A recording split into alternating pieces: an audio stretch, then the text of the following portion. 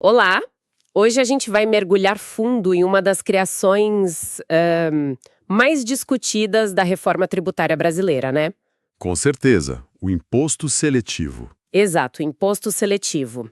A gente tem aqui em mãos trechos da nova lei complementar que regulamenta ele, Uhum. e a nossa missão hoje é bem simples. Vamos desmontar esse imposto, tentar entender na prática o que ele muda, para quem e principalmente onde ele vai doer mais no bolso. É isso aí. A ideia é criar um guia, um mapa para essa novidade. Perfeito. Então vamos começar pelo básico. Qual é a grande ideia por trás desse imposto? É só mais uma forma de governo arrecadar dinheiro ou tem algo a mais aí? Olha, tem muito mais. A chave para entender o imposto seletivo é uma palavra: extrafiscal. Extrafiscal. Isso. O objetivo principal dele não é encher os cofres da União. É mais usar o tributo como uma ferramenta para desestimular o consumo. Ah, entendi. A mira está em produtos e serviços que são considerados ruins para a saúde ou para o meio ambiente. É o famoso imposto do pecado, só que com uma roupagem mais moderna, digamos. Imposto do pecado. Gostei do termo. E na parte técnica, como é que ele funciona? Eu ouvi muito a expressão monofásico. Exato. Pensa nele como se fosse, sei lá, um pedágio único na porta da fábrica. Um pedágio único. É, o produto paga o imposto uma única vez, geralmente na primeira venda, pelo fabricante ou pelo importador, e pronto, acabou ali. Certo. O imposto não vai sendo repassado e acumulado em cada etapa da cadeia, como acontece hoje com o ICMS, por exemplo. E a parte que eu acho que é crucial, que muda tudo para as empresas, é aquela regra de não ter crédito, certo? Esse é o ponto. É o que o torna completamente diferente do futuro IBS ou da CBS. A regra é bem clara: é vedado qualquer tipo de aproveitamento de crédito. Uma via de mão única, então. Uma via de mão única. O dinheiro entra para o governo e nunca mais volta como crédito para ser abatido por outra empresa lá na frente. O imposto pago, ele morre ali, na primeira operação. Entendi. Ah, e só para fechar, quem vai cuidar de toda a cobrança e da fiscalização é a Receita Federal. Ok, o pedágio é único e sem reembolso. Agora, a parte que eu acho mais interessante, quem exatamente vai ter que pagar esse pedágio? Qual é a lista dos pecadores, segundo a lei? A lista é bem específica e, olha, vai além do óbvio. Manda aí. Os alvos são veículos, e aqui entra carro, moto, tudo, embarcações e aeronaves. Certo. Depois vem a turma clássica, né? Produtos fumígenos como cigarro e todas as bebidas alcoólicas. Mas a grande novidade é a inclusão de bebidas açucaradas. Ah, essa briga foi boa no Congresso. Então os refrigerantes entraram mesmo na dança? Entraram. E não para por aí, né? Não, a lista continua. Entre o setor de apostas, especificamente concursos de prognósticos e os chamados fantasy sports. Uhum. E, por fim, um setor que não tem a ver com saúde, mas sim com o meio ambiente, bens minerais extraídos. Ah, como minério de ferro. Isso, minério de ferro, petróleo bruto, gás natural e também o carvão mineral. Interessante isso. Então não é só sobre a saúde pessoal, mas também sobre o pecado ambiental da extração de recursos. Exatamente. E eu vi nas fontes um detalhe sobre a embalagem de cigarros e bebidas. Parece um ponto técnico, mas eu imagino que tenha um motivo bem importante por trás. Tem, e é um motivo fundamental para a fiscalização. A lei diz que o imposto para fumígenas e alcoólicas incide quando o produto está na sua embalagem primária. Embalagem primária, ou seja, a garrafa da cerveja ou a latinha do refrigerante, e não aquele tanque gigante na fábrica onde a bebida é feita. Exatamente. É isso que define o momento exato do crime, por assim dizer. A tributação acontece no ponto em que o produto está pronto para o consumidor final. Entendi. Isso parece ser uma forma de evitar qualquer brecha, sabe? Para venda a granel antes da embalagem final, o que poderia ser uma manobra para fugir do imposto. Faz todo sentido. Fica bem mais fácil para a Receita Federal rastrear e fiscalizar. Muito mais fácil. Ok, a gente já tem a lista de produtos e esse detalhe da embalagem. Mas quando exatamente o alarme do imposto soa? Qual é o gatilho, o que a lei chama de fato gerador? Então, o principal gatilho é o mais intuitivo de todos: o primeiro fornecimento do bem. A primeira venda. Seja uma venda, uma troca, uma doação, até mesmo uma locação. Basicamente, a primeira vez que o produto sai das mãos do fabricante ou do importador. Mas tem outros momentos. Como, por exemplo? A arrematação de um produto desses num leilão público também dispara o imposto. E no caso dos minérios, que não são exatamente fabricados, como funciona? Boa pergunta. Para os bens minerais, o fato gerador é o momento da extração. Ah, no momento em que tira do solo? Isso. Assim que o minério é retirado, o imposto já é devido. E claro, sempre que um desses produtos da lista entra no país, a importação também é um fato gerador. Certo. E para os serviços, como as apostas que você mencionou antes? Para os serviços de prognósticos e fantasy sports, o gatilho é duplo. Duplo? É o que acontecer primeiro, o fornecimento do serviço ou o pagamento por ele. A lei tenta fechar todas as portas, sabe? Ela cobra até situações mais raras, tipo o fabricante que decide usar para consumo próprio um produto que ele mesmo fabricou. Nossa. Mesmo sem ter uma venda, o imposto incide ali. Ok, então já temos a lista dos alvos e o momento exato em que o imposto entra em cena. Mas a pergunta de R$1 milhão literalmente é: quanto? Como essa conta é feita na prática? Pelo que eu li, não parece ser uma conta de padaria. Longe disso. A arquitetura da coisa é complexa. Basicamente, a gente precisa olhar para duas coisas. A base de cálculo, que é o valor sobre o qual o imposto é aplicado, e as alíquotas, que são os percentuais ou os valores fixos. A base de cálculo já varia.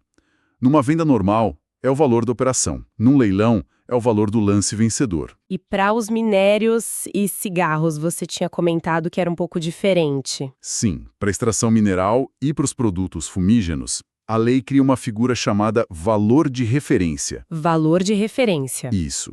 Em vez de usar o preço de venda, que pode variar muito, o governo vai definir um valor padrão para o cálculo. Isso dá mais previsibilidade na arrecadação e, claro, dificulta manobras para reduzir o preço na nota só para pagar menos imposto. Entendi, faz sentido. E sobre as alíquotas, vi que existem dois tipos. Exato.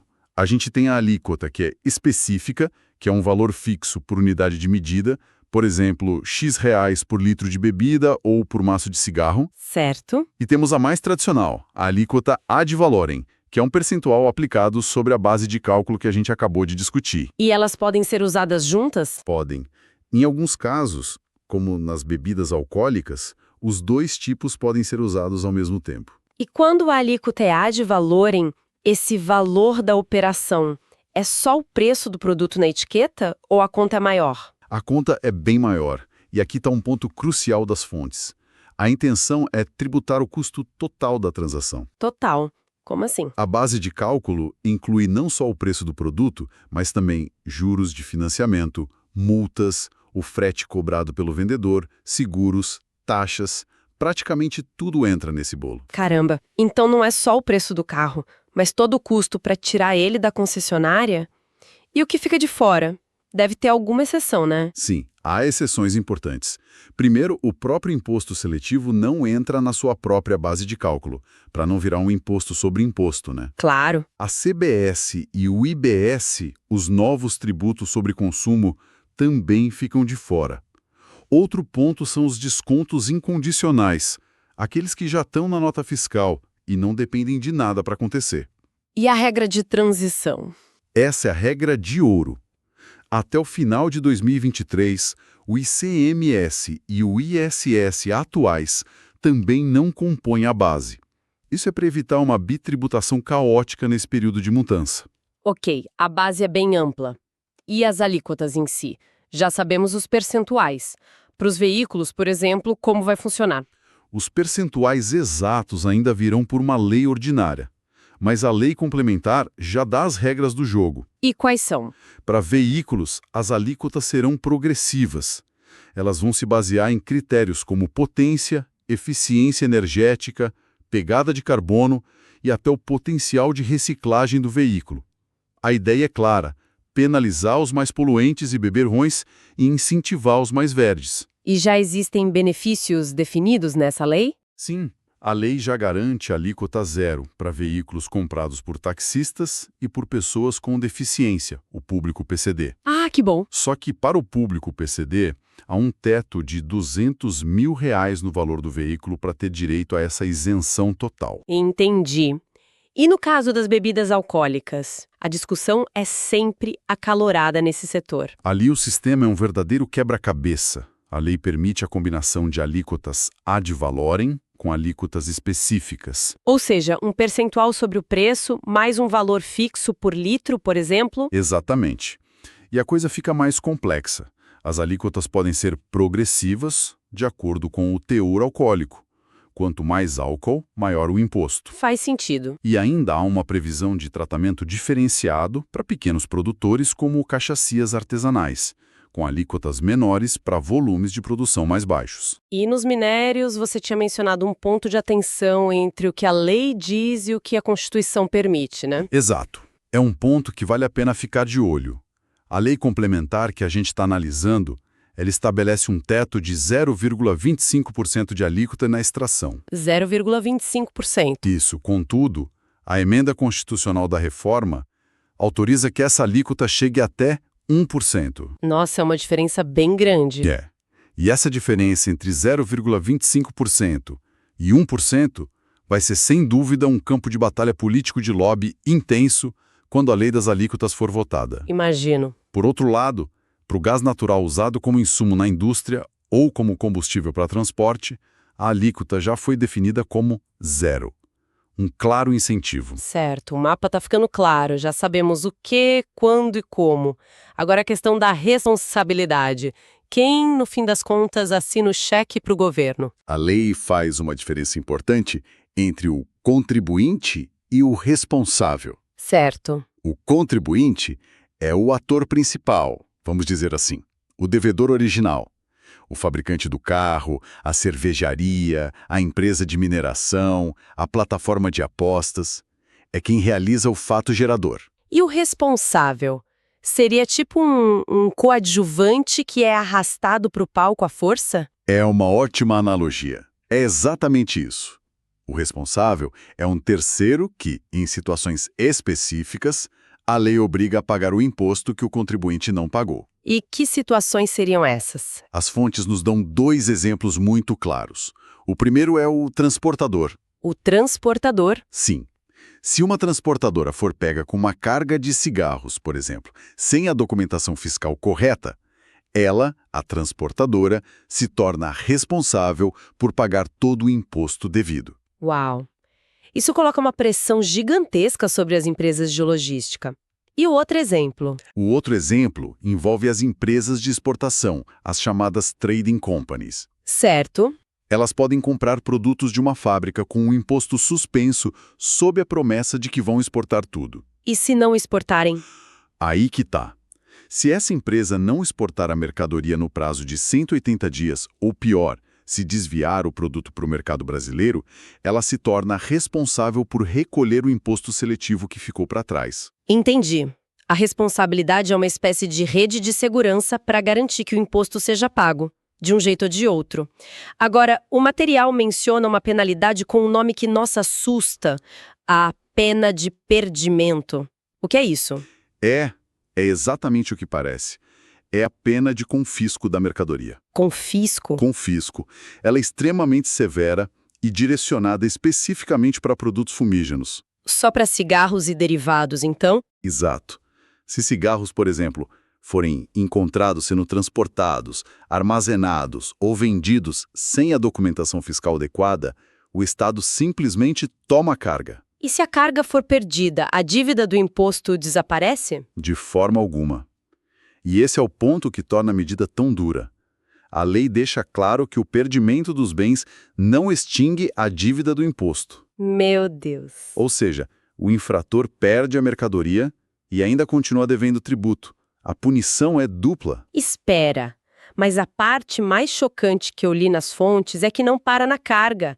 O veículo também pode ser perdido. Sim, e essa é a parte que mais impacta terceiros, né?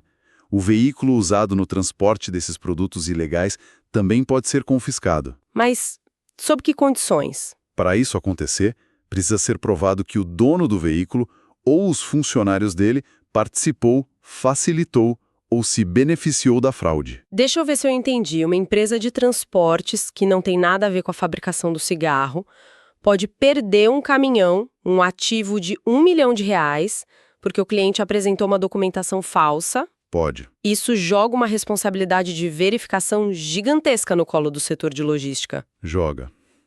E essa é claramente a intenção da lei. É uma tática de guerra contra o mercado ilegal de cigarros, que é um dos maiores ralos de arrecadação do país. Entendi. A ideia é tornar o transporte desse tipo de mercadoria tão arriscado, mas tão arriscado, que se torne inviável para todos na cadeia, cúmplices ou não. Essa penalidade é incrivelmente severa. Ela realmente sinaliza que o foco aqui não é só saúde, mas desmontar um mercado paralelo gigantesco.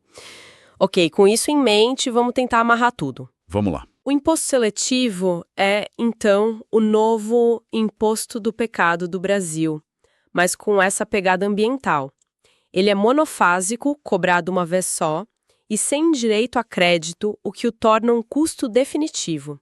E as regras de cálculo e as penalidades mostram a sofisticação e uma dureza que a gente não via antes. Perfeito. O resumo é esse. É o Estado usando o sistema tributário não só para arrecadar, mas para moldar ativamente o comportamento da sociedade e da indústria. É uma ferramenta de política pública disfarçada de imposto. Para a gente fechar, então, vamos deixar uma provocação no ar.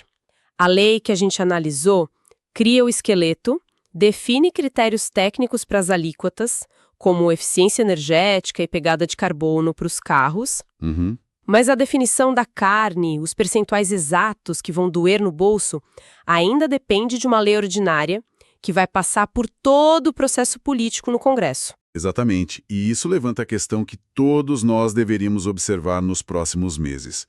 Como o debate político, o lobby da indústria automobilística, das bebidas, do agronegócio, vai moldar esses critérios que hoje parecem tão técnicos. Pois é. No fim das contas, a negociação em Brasília é que vai definir na prática qual carro ficará mais caro, qual bebida será mais penalizada e quais setores serão os verdadeiros vencedores e perdedores dessa nova era tributária.